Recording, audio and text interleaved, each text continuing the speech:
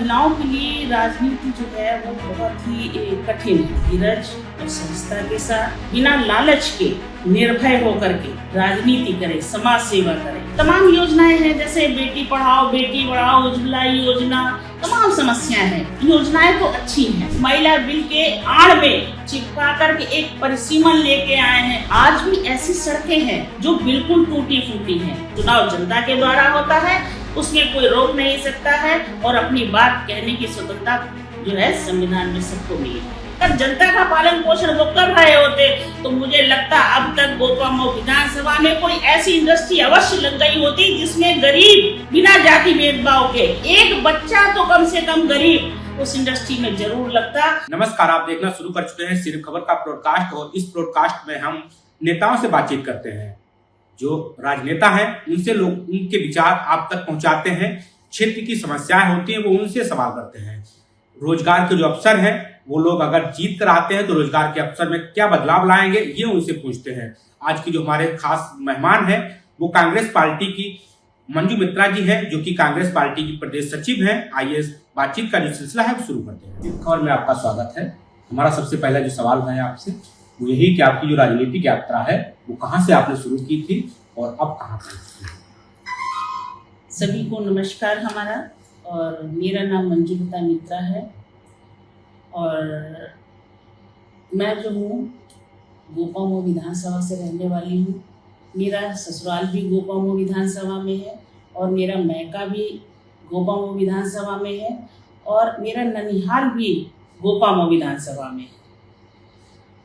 और जो हमने राजनीति का सफ़र तय किया वो हमने अपने ससुर जी जो हमारे डीडीए में डायरेक्टर रहे हैं, उनको राजनीति में बहुत रुचि थी, बहुत लगाव था और वो एक बहुत ही सच्चे समाज सेवक थे।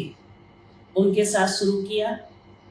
हालांकि विवाह हमारा दिल्ली में हुआ था, लेकिन राजनीति का ऐसा लगाव था, ऐसी सेवा भाव था, उसके चलते हम सब लोग जो हैं हरदोई की ओर आ गए।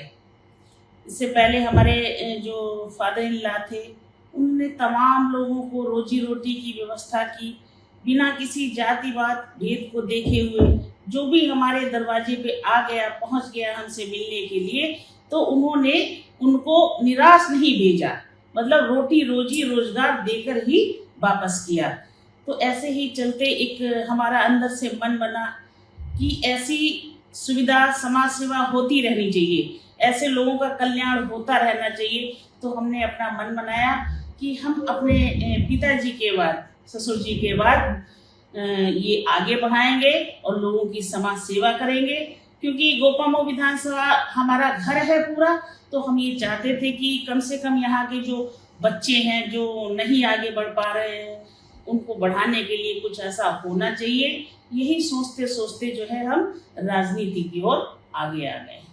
महिला हैं आप, राजनीति में जब आप आई थी तो कैसे संघर्षों को आपने झेला और महिलाओं के लिए राजनीति किस तरीके की? देखिए, महिलाओं के लिए राजनीति जो है वो बहुत ही कठिन है, क्योंकि ये पुरुष प्रधान देश है और पुरुष प्रधान देश होने के कारण वैसी ही सोच भी है महिलाओं को लेकर आज भी। तो महिलाओं को लेकर जो है वो बहुत ही कठिन राजनीति है। लेकिन हाँ, हम ये जरूर कहेंगे कि राजनीति कठिन जरूर है, लेकिन जो महिलाएं जमीनी बेस से और बहुत आराम से राजनीति करना चाहती हैं उनके लिए कोई कठिन भी नहीं है। महिलाएं बहुत शक्तिशाली होती हैं, वो अपना घर भी देख सकती हैं और राजनीति भी कर सकती हैं। तो महिलाओं के लिए मैं थोड़ा सा यही कहूँगी कि वो बहुत धीरज और सहजता के साथ बिना लालच के निर्भय होकर के राजनीति करे, समाज सेवा करे और बहुत ही जल्दी ऊपर चढ़ने का, किसी के सहारे को लेकर के ऊपर आने का प्रयास बिल्कुल ना करें। ये राजनीति है, सेवा भाव है, इसको बहुत मन से और बहुत आराम से करें। निश्चित ही महिलाएं सफल रहेंगी और कोई दिक्कत नहीं आएगी। जो सोच है उसको बदला जा सकता है। अभी तो इतना बदलाव नहीं है, लेकिन अगर हम लोग इसको बहुत आराम धीरे धीरे चलेंगे तो इस सोच को हम लोग बदल सकते हैं। परिवार और राजनीति दोनों कैसे बैलेंस? हमने आपको अभी बताया, देखिए महिलाएं जो होती हैं ईश्वर की कृपा से उनको बहुत शक्ति दी है ईश्वर ने। वो एक माँ बनती हैं, बहू बनती हैं, बेटी बनती हैं, एक ससुराल का भी उठाती हैं और मायके पक्ष का भी सब बैलेंस रखती, तो उनके अंदर बहुत शक्ति होती है। तो वो आराम से अपने घर को भी देख सकती हैं और समाज को भी देख सकती हैं और राजनीति भी कर सकती हैं। महिलाओं के लिए राजनीति और अच्छी होती है, इसलिए अच्छी होती है क्योंकि जिस तरह से वो अपने घर को चलाती हैं, अपने बच्चों की देखभाल करती हैं, अपने माँ बाप की देखभाल करती हैं, उसी तरह वो जब क्षेत्र में जाएंगी और क्षेत्र के लोगों को जो दुख दर्द है, जो बच्चों की समस्याएं हैं, परेशानी है, उनको समझ सकेंगी और उनकी आवाज उठाने का वो काम कर सकती है। तो मुझे लगता है कि महिलाओं से ज्यादा अच्छी राजनीति कोई नहीं कर सकता है। क्या मौजूदा जो नीतियां हैं महिलाओं को सशक्त बनाने के लिए पर्याप्त? कि जो आज भाजपा सरकार में जो नीतियां चल रही हैं, तमाम योजनाएं हैं, जैसे बेटी पढ़ाओ बेटी बढ़ाओ, उज्ज्वला योजना, तमाम समस्याएं हैं। देखिए, योजनाएं तो अच्छी हैं, कोई शक नहीं कि योजनाएं अच्छी नहीं है। योजनाएं अच्छी होती हैं लेकिन उसका उपयोग नहीं हो पाता है, वो सिर्फ कागजों तक सीमित हो जाती हैं और उसका जो मतलब होना चाहिए, जो गांव उसका विकास होना चाहिए, उसकी सही जानकारी होनी चाहिए, वो जानकारी नहीं लोगों को हो पाती है। तो उसका सिर्फ दुरुपयोग हो जाता है कभी भी और सिर्फ कागजों में सिमट कर रह जाती है। ग्रामीण और शहरी महिलाओं की जो समस्याएं होती हैं उनमें क्या फर्क? ग्रामीण और शहरी महिलाओं में बहुत ज्यादा फर्क होता है। जो ग्रामीण की महिलाएं होती हैं, जो बच्चियां होती हैं, उनके पास इतना साधन संसाधन नहीं होता है, लेकिन शहरी जो महिलाएं होती हैं उनके पास साधन संसाधन होता है और वो अपने विकास को कर सकती हैं। लेकिन ग्रामीण महिलाओं को बहुत संघर्ष करना पड़ता है। अभी हमारा देश जो है इतना विकसित नहीं हुआ है कि वो गांव-गांव में इस सबको सुविधा दे सके। तमाम बहुत ही परेशानी के साथ लड़कियां आती हैं और गांव से शहर तक आने के लिए, सुविधाएं प्राप्त करने के लिए बेटियां सुरक्षित भी नहीं है, माँ बाप बहुत डरते हैं और विचारधारा भी है, कुछ विचारधारा के अनुसार लोग बेटियों को निकलने नहीं देते हैं, जाने नहीं देते हैं। तो गांव की महिलाओं को बहुत ही ज्यादा संघर्ष करना पड़ता है और उनकी अपेक्षा शहर की महिलाओं को थोड़ा सा रिलैक्स रहता है। नरेंद्र मोदी सरकार की कौन सी ऐसी नीतियां हैं जो महिलाओं के लिए फायदेमंद रही हैं और कहाँ पर कमी है? नरेंद्र मोदी जी ने हमारे यहाँ बहुत सी नीतियां लागू की हैं, जैसे योजना उज्ज्वला योजना है, बेटी पढ़ाओ बेटी बचाओ योजना है, तमाम योजनाएं हैं लागू की हैं, लेकिन वो कागजों तक ही सीमित है। उनको मतलब धरातल पे लागू नहीं कर पाते हैं। जिस तरह से लागू तो करते हैं लेकिन उसको जिस तरह से बढ़ाना चाहिए, जो बीच के ठेकेदार होते हैं तो वो उनको मतलब अच्छे से परिपूर्ण नहीं होते हैं। कोई भी योजना जो है वो सही से लागू नहीं हो पाती क्योंकि सही से जानकारी और नहीं हो पाता है, उनका गांव में विकास नहीं हो पाता है, अच्छे नहीं हो पाता, जानकारी नहीं हो पाता है। क्योंकि ज़्यादातर ग्रामीण क्षेत्र बहुत से ऐसे हैं जो बहुत आज भी पिछड़े हुए हैं, जिनमें तमाम बच्चे आज भी आप देखेंगे कि शिक्षित नहीं है। सबसे बड़ी कमी शिक्षा की है, शिक्षा में कोई सुधार नहीं है, सिर्फ किताबों तक शिक्षा सीमित है, उसमें कोई तकनीकी विकास नहीं है। यदि शिक्षा के साथ तकनीकी विकास जोड़ दिया जाए तो भी सुधार किया जा सकता है, लेकिन शिक्षा भी सिर्फ किताबों तक सीमित है। इसलिए तमाम योजनाएं ऐसी हैं जिनका लाभ बिल्कुल भी प्राप्त नहीं हो पाता है और योजनाएं आती हैं, लागू होकर चली जाती हैं सिर्फ नाम के लिए। आपने शिक्षा का नाम लिया, आपके जनपद से ही इस समय उच्च राज्य शिक्षा मंत्री रजनी तिवारी हैं, फिर भी आप कह रहे हैं शिक्षा के क्षेत्र में आपके पीछे। बिल्कुल, आपने बहुत सही प्रश्न पूछा है। देखिए, शिक्षा मंत्री तो अवश्य हैं, लेकिन मुझे ऐसा लगता नहीं कि उन्होंने ऐसा कोई कार्य किया हो जिससे 150 या 1000 10,000 लड़कियों के लिए कोई ऐसा रोजगार दिया हो या फिर ऐसा कोई ज्ञान दिया हो जिससे कि लड़कियां आगे बढ़ सके, कोई विकास। ऐसी कोई सिर्फ यूनिवर्सिटी तक नहीं लड़कियों के लिए खोल पाए। शिक्षा मंत्री होने के बाद भी अपने ऐसे जिले में कोई ऐसा ही कार्य कर देना चाहिए था जिससे सिर्फ लड़कियों का प्रशिक्षण किया जा सके या फिर लड़कियों को आगे बढ़ाया जा सकते। मुझे लगता है वो शिक्षा मंत्री अवश्य हैं, लेकिन उनको बिल्कुल भी इस बात की परवाह नहीं है, चिंता नहीं है। सिर्फ भाजपा सरकार, मौजूदा सरकार में वो राज्य मंत्री बनी हुई है, लेकिन शिक्षा मंत्री हैं, उसका उन्होंने पूर्ण रूप से बिल्कुल पालन नहीं किया। क्या लगता है महिला सुरक्षा सिर्फ चुनावी मुद्दा बनकर रह गया है?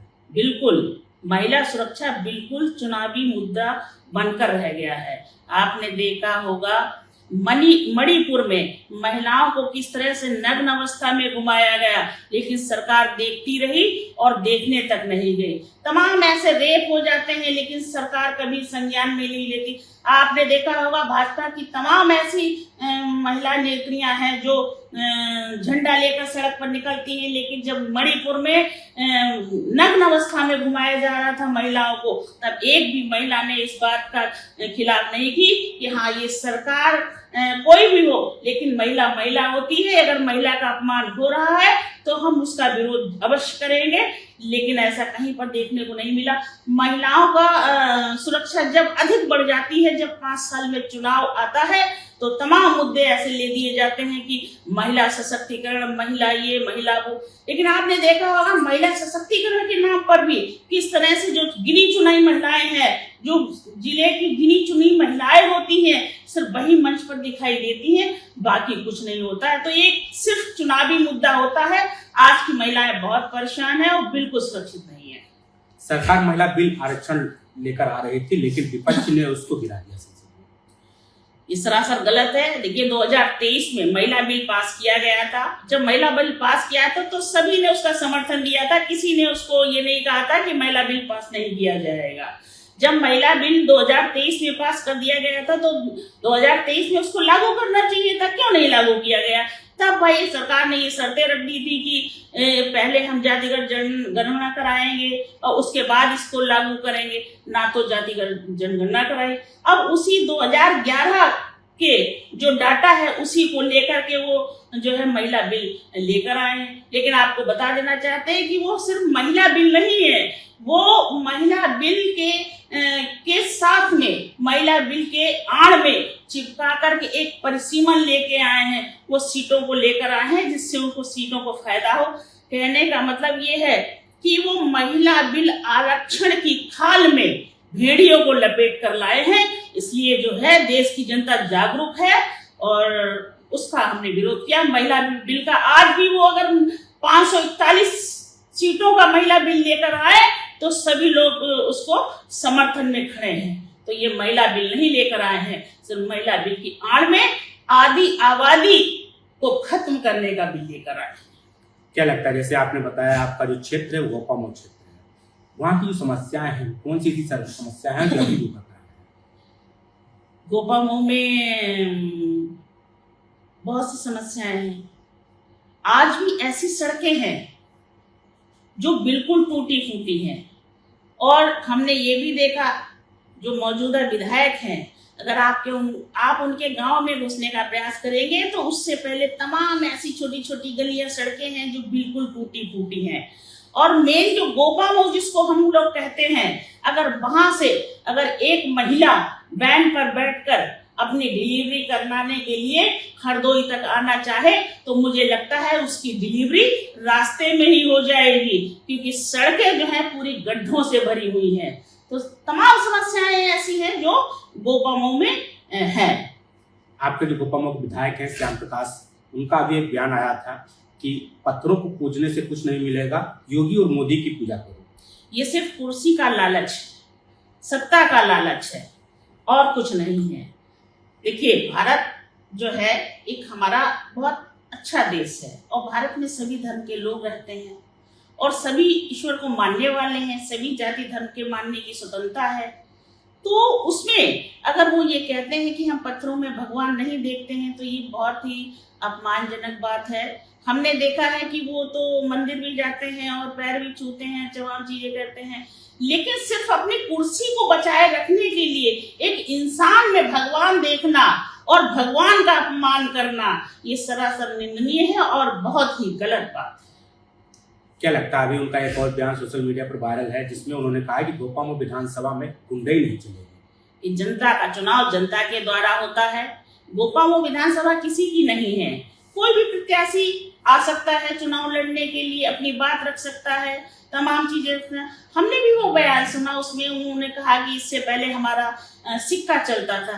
तो मुझे लगता है बाबा साहब ने संविधान बनाया, उसमें ऐसे पैरे बनाए कि एक विधानसभा में एक विधायक हो, ताकि गोपामो विधानसभा या किसी भी विधानसभा का जो है विकास किया जा सके, ना कि वहां पे कब्जा किया जा सके और गुंडागर्दी के तौर पे ये बताया जा सके कि हाँ हम तुमसे ज्यादा तेज हैं और हम तुमको इसमें घुसने नहीं देंगे।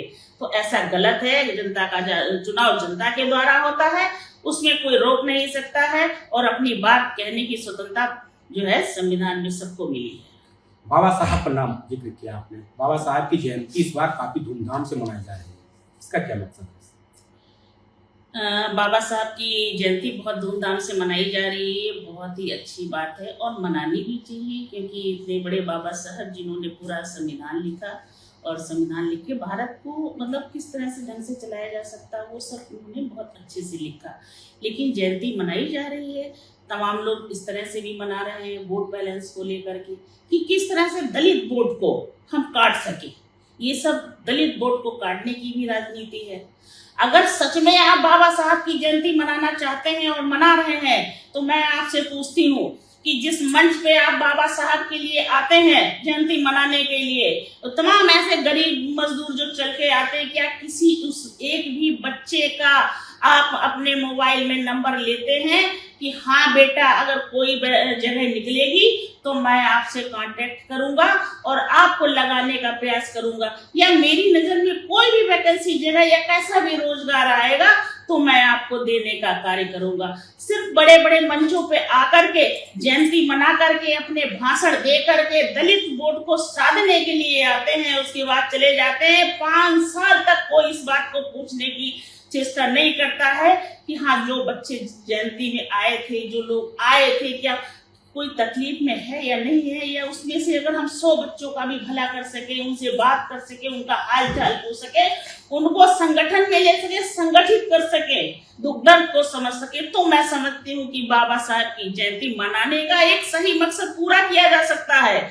लेकिन सिर्फ वोटों को साधने के लिए इस तरह से जयंती मनाना तो राजनीतिक हो सकता है। आप कह रहे हैं आपके क्षेत्र में विकास नहीं हुआ, लेकिन लगातार आपके क्षेत्र से ही जो विधायक हैं श्याम प्रकाश वो जीतते चले आए। मुझे लगता है इसमें जनता को भी थोड़ा सा सोचने की जरूरत है कि उनको अपना विकास किस तरह से करवाना है।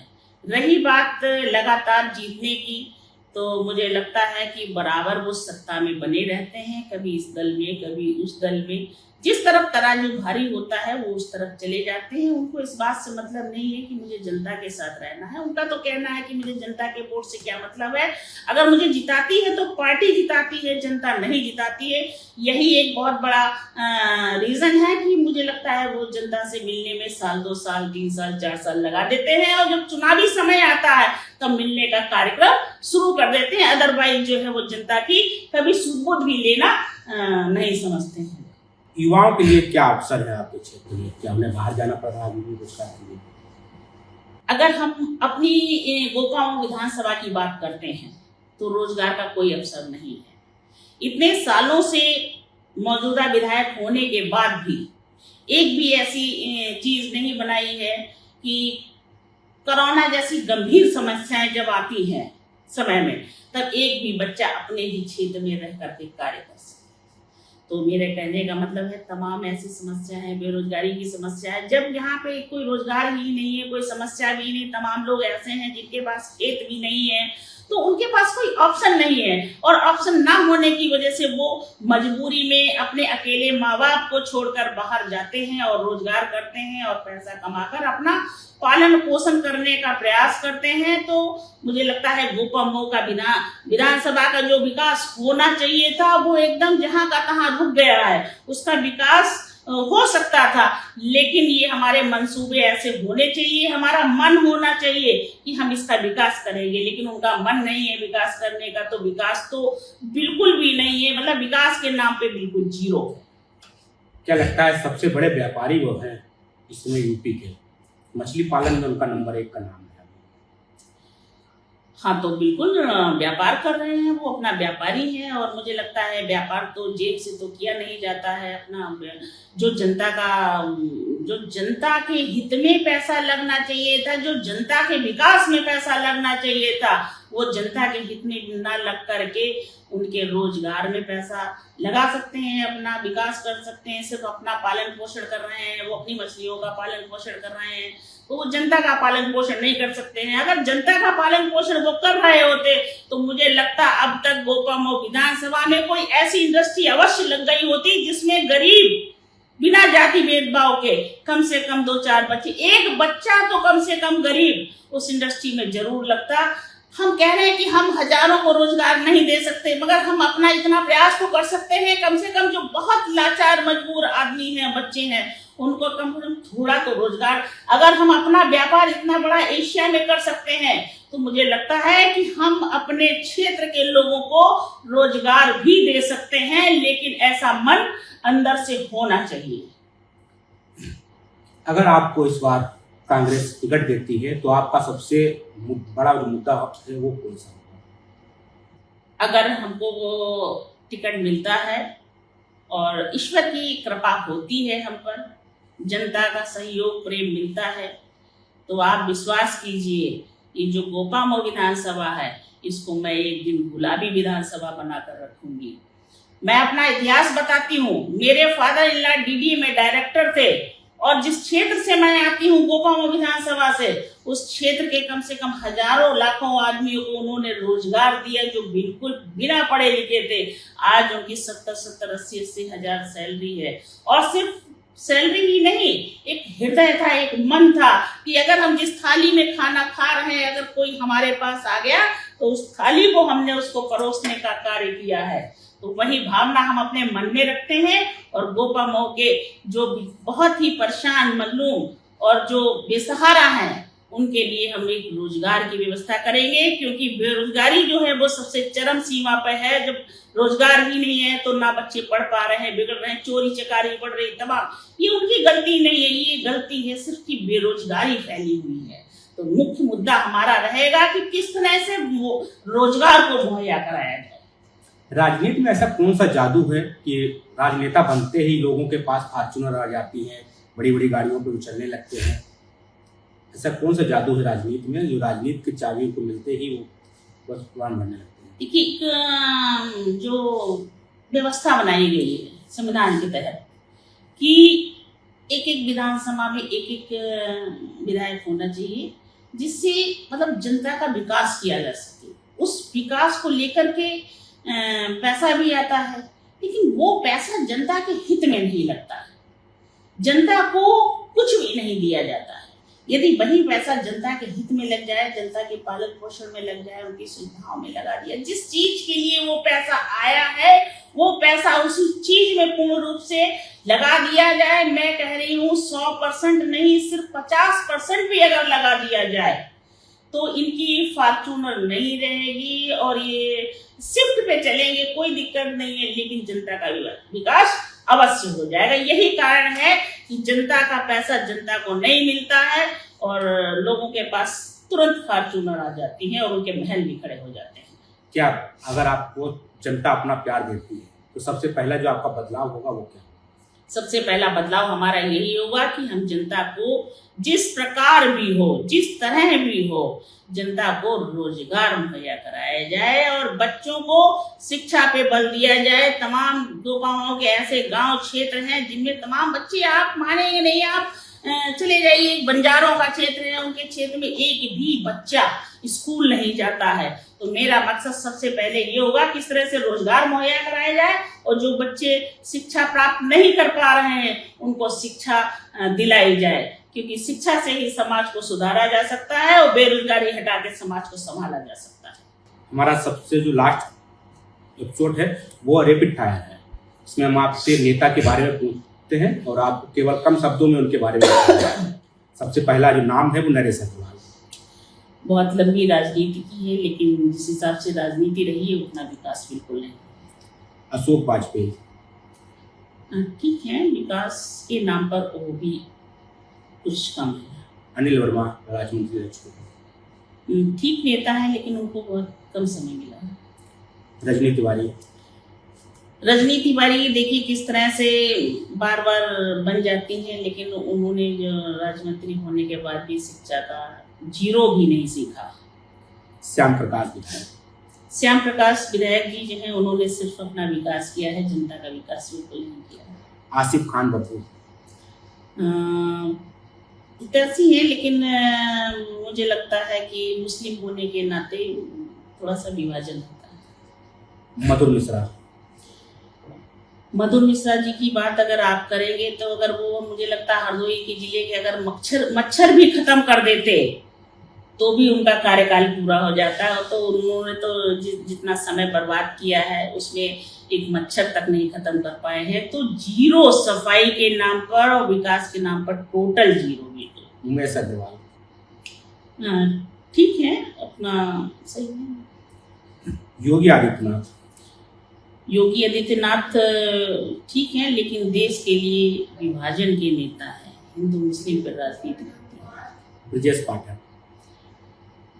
अगर हम ब्रजेश पाठक की बात करें तो हरदोई के जिले के होने के नाते आप देखेंगे ट्रामा सेंटर में एक भी डॉक्टर उपलब्ध नहीं है। अगर डायबिटीज का पेशेंट भी जाए और तो उसको इलाज नहीं मिल पाता है। तो मुझे लगता है उनको अपने क्षेत्र में देखना चाहिए। केशव प्रसाद मौर्य भाजपा के नेता हैं, सत्ता से जुड़ के रहते हैं। राहुल गांधी बहुत ही दूरदर्शिता के नेता हैं, बहुत ही ब्रिलियंट नेता हैं और वेल क्वालिफाइड नेता हैं। देश को ऐसे ही प्रधानमंत्री की आवश्यकता है। प्रियंका गांधी बहुत ही अच्छी नेता है, जो बहुत ही साफ शब्दों में बात कहती हैं, कोई भी छुपा करके बात नहीं कहती है और उनका चित्र और राजनीति एकदम बहुत साफ सुथरी अच्छी है। मायावती जी का भी शासनकाल बहुत अच्छा रहा। शिवपाल यादव जी ठीक नेता है और लेकिन उनको संगठन उनका अच्छा रहा। जिला पंचायत में काफी कार्य हुए हैं इस बार और काफी लंबा चौड़ा बजट भी जिला पंचायत को मिला है। आप कह रहे हैं आपके क्षेत्र में विकास नहीं हुआ, ऐसा देखने में लग रहा है कि जिला पंचायत में विकास हुआ है बहुत। फॉर एग्जाम्पल एक छोटा सा मैं बताती हूँ कि मैं जिस गांव से आती हूँ तारापुरवा, तमाम सड़कें पड़ी हुई हैं, उसमें कहीं इतनी सी सड़क बनी हुई है, कहीं इतनी सी सड़क बनी हुई है, छोटे छोटे टुकड़ों में। जो गांव को बीच की सड़कें जा रही हैं उनमें इतने भारी भारी से गड्ढे खुले हुए हैं। और आप देखेंगे कहीं के पे ऐसे बोर्ड लगा दिए हैं जिला पंचायत विकास को, कुछ तालाबों को रस्ते जा रहे हैं। हमारा कहने का मतलब है जिला पंचायती का बिल्कुल भी विकास नहीं हुआ है। मौजूदा जो अध्यक्ष साहिबा हैं वो ओनली सिर्फ फोटो सेशन का ज़्यादा से ज़्यादा काम करती हैं, विकास का काम नहीं करती हैं। आपने देखा होगा एक महिला होने के नाते इतना बड़ा उनके पास में पद है, बहुत ही माननीय सम्माननीय एक अध्यक्ष का पद। आप समझ सकते हैं कितनी पावर होती है उस पद में। मुझे लगता है शायद 8 विधायकों 2 सांसदों के बराबर उनकी पावर होती है। लेकिन उस पावर का, उस समय का पूर्ण रूप से इस्तेमाल नहीं हो पाया है, क्योंकि वो अपने डिसीजन मुझे लगता है स्वयं नहीं लेती है। उनका डिसीजन लेने के लिए बैक से सपोर्ट रहता है। तो जो विकास, जो महिला यदि इतने बड़े पद पे आई हैं तो उनको अपने डिसीजन लेने की क्षमता होनी चाहिए।